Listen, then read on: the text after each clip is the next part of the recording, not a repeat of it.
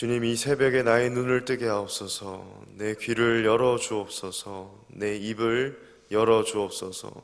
부정적인 언어와 믿음 없는 나의 시선을 그치고 하나님을 송축하는 나의 모든 행위로 바뀌길 원합니다. 공동체 내에 예수님의 소망과 기쁨에 그 감사를 전하는 복음의 메신저가 되기를 원합니다. 영적으로 깨어있는 자가 되길 원하오니 주님, 이 시간 주의 말씀으로 우리를 가르치옵소서. 예수님의 이름으로 기도합니다. 아멘. 함께 보실 말씀 민수기 11장 1절에서 15절 말씀입니다. 말씀이 조금 길지만 다 읽도록 하겠습니다. 교독하여 읽고 마지막 합독하여 읽습니다. 제가 먼저 읽습니다. 여호와께서 들으시기에 백성이 악한 말로 원망하매 여호와께서 들으시고 진노하사 여호와의 불을 그들 중에 붙여서 진영 끝을 사르게 하시매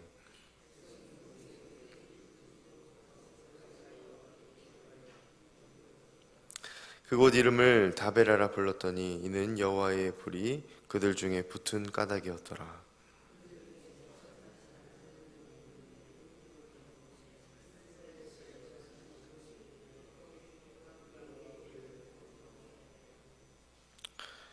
우리가 애굽에 있을 때에는 값없이 생선과 오이와 참외와 부추와 파와 마늘들을 먹은 것이 생각나거늘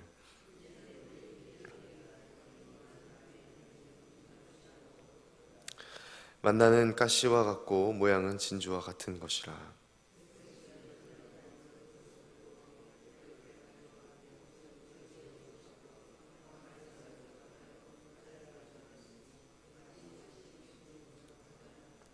밤에 이슬이 진영에 내릴 때에 만나도 함께 내렸더라.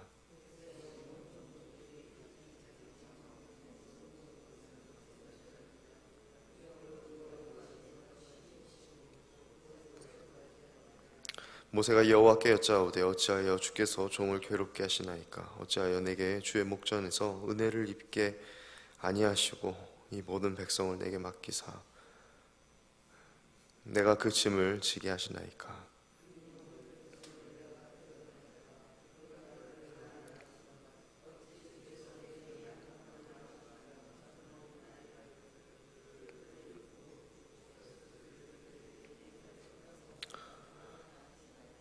이 모든 백성에게 줄 고기를 내가 어디서 얻으리까? 그들이 나를 향하여 울며 이르되 우리에게 고기를 주어 먹게 하라 하온즉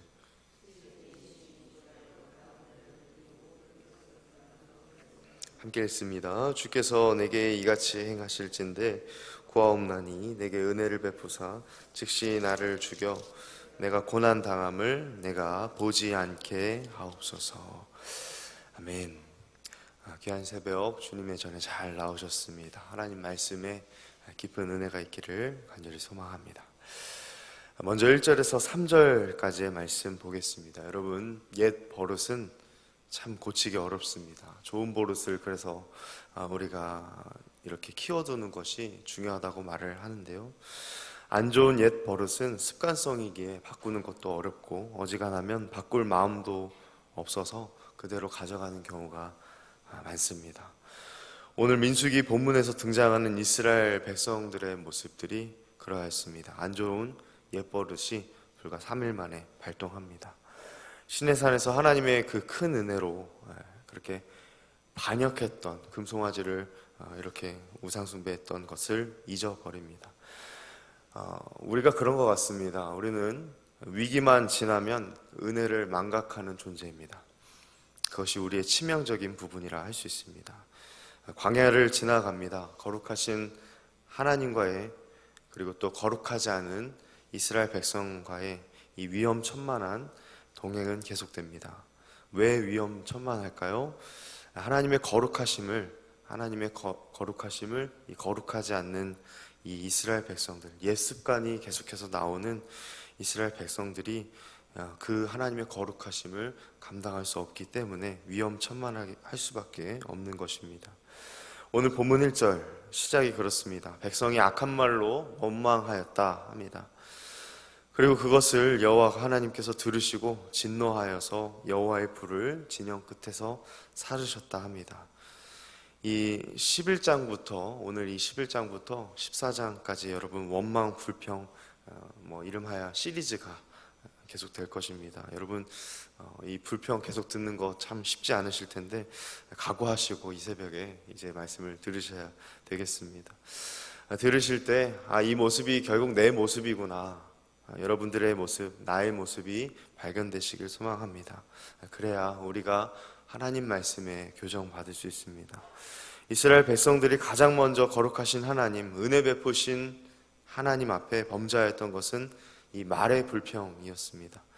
본문은 무엇을 불평했는지를 밝히지 않습니다. 그렇지만 한 가지 분명한 것은 하나님이 베푸신 호의를 선을 선으로 반응하지 않았다. 그리고 또 악함으로 이 말로서 토해내었다. 이것이 하나님께서 이것을 진노로 생각하시고 진노로 이렇게 말씀하셨다라는 것을 알 수 있습니다. 여러 가지 불평이 있었을 것입니다. 물과 식량에 대한 불평이었을 수도 있고요, 광야길에 대한 어려움에 대한 불평이었을 수도 있습니다. 그래서 하나님은 소멸하는 불로서 이 진영의 일부를 태우십니다. 여기서 태운다는 것도 이 나답과 아비후처럼 이스라엘 백성들 때문에 어떤 이 소멸하는 불로 사람이 죽은 것인지 또 이 태움의 정도에 대해서는 말하고 있지 않습니다. 그렇지만 하나님은 분명하게 이것을 미워하셨고 또 이것에 대한 강력한 경고를 주시는 것입니다. 우리가 살아가는 우리 인생의 삶은 감사와 불만이 복잡하게 얽혀있는 우리의 공간입니다. 여러분 개인의 삶이 그렇고 저의 삶이 그렇습니다. 현실에 불만이 없는 사람은 없습니다. 그러나 우리가 선을 넘어서는 것, 하나님의 기준의 선을 넘어서는 것은 우리가 절대로 해서는 안 됩니다. 모든 것을 항상 선으로 갚으시고 예비하시고 준행하시는 하나님 앞에서 우리의 현실을 마주하는 삶의 자세가 매사 이 옛 습관이 나온다, 부정적인 언어가 계속해서 나온다 라고 한다면 우리가 다시 한번 생각해 보아야 합니다. 여러분 이스라엘 백성들은 광야를 걷고 있습니다만 목적 없고 의미 없는 광야길이 아니었습니다. 하나님의 약속하심과 인도하심과 동행하심 가운데 더딜지라도 앞으로 나아가고 있는 중이었습니다. 우리 역시 지금 당장의 현실에 이 하나님 앞에 부정적인 모습으로 가득한 나의 모습은 아니었는지, 하나님의 거룩하심에 우리가 걸맞는 하나님의 자녀로서 감사의 자세가 다 사라진 것은 아닌지 이 새벽에 우리의 자신의 모습을 살펴보아야겠습니다.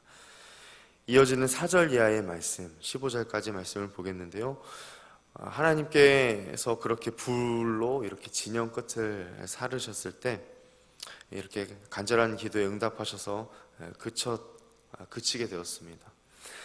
그런데 여전히 이스라엘 백성들은 어떻습니까? 불평, 불만이 그칠 기미가 보이지 않습니다. 크게 두 가지 불만이 나옵니다. 4절에서 9절은 만나에 대한 불만, 그리고 10절에서 15절은 지도자 모세에 대한 불만으로 이어집니다. 여러분 먼저 4절 말씀을 보시면 공동체 내에 그들 중에 섞여 사는 다른 인종들이 이 탐욕을 품어서 불평의 말이 전염되었다라고 말합니다. 번역상 인종들 또는 이것을 불량자들이라고도 해석할 수 있습니다. 이들이 누구인지는 확실하지 않지만 본문에서 불평의 이유가 음식 때문이었다라고 말합니다. 참 특이한 것은 그들의 고통스러운 이집트의 애굽의 추억이 굉장히 미화되어서 이 성경 본문은 그들이 불평했던 것을 말하고 있다라는 것입니다. 여러분 우리는 불평하려면 쉽게 동요되고요, 또 쉽게 미화합니다. 내가 생각했던, 내가 겪었던 일들까지도 이렇게 내 기억과 인식을 마비시킬 정도까지도 이렇게 내가 듣고 싶고 내가 해석하고 싶고 그렇게 내가 인식하고 싶어 하는 대로 우리는 불평하려면 그렇게 우리의 인식과 사고를 조장할 수 있다라는 것입니다. 정말 주 안에서 사랑하는 여러분, 우리는 불평하려면 쉽게 동요되는 말에 동요되어서 그렇게 우리 주님 주신 이 거룩한 입술을 가지고 또 우리는 불평할 수 있습니다. 우리의 삶을 이끄는 것은 엄밀히 말해서 우리가 누군가라는 정체성에서 그치는 것이 아닌 것 같습니다. 더 나아가야만 합니다. 거기서 멈춰선 신앙은 순간의 판단력이 흐려질 때가 있습니다. 성도이라 할지라도요. 정체성을 계속해서 확인하려면 하나님을 신뢰하고 기대는 그 믿음이 더 필요합니다. 우리의 신앙은 여기까지 나아가야 하겠습니다. 그래야만 우리의 삶을 이끄는 것이 확인 차원에서 그래 나는 성도지 라고 안심하고 그치는 것이 아니라 우리 삶을 이끄시는 예수님의 능력이 무엇일까 거기에 기대어야만 우리의 이 말의 습관, 불평의 옛 습관을 버릴 수 있는 것 같습니다. 불평이 끼어들 여지, 다른 사람들로 인해 내 모든 삶까지도 부정적으로 되어져 버리는 이런 악습을 우리는 어떻게 끊어야겠습니까? 하나님을 의지해야 하는 것이죠. 하나님을 의지하는 믿음이 없었던 이스라엘 백성들은 몇몇 소수의 말에 선동되고 불평이 전염되었습니다. 이 전염은 모세에게로도 향했고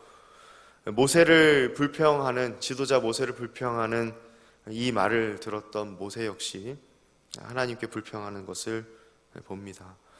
모세는 자신이 이런 대접을 받을 만큼 자신이 큰 죄를 지었습니까? 라고 처음에 기도하고 또 두 번째 내가 이들의 부모라도 됩니까? 라고 비아냥거리는 기도를 합니다.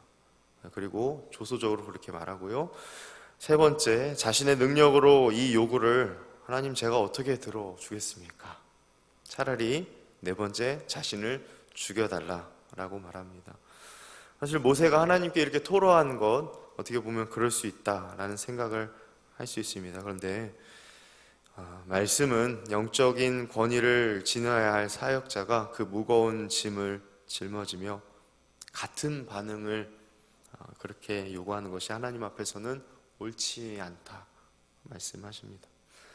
섬기는 이들, 우리 아마 여러분들 중에서도 교회에서 섬기는 분들이 계실 것입니다.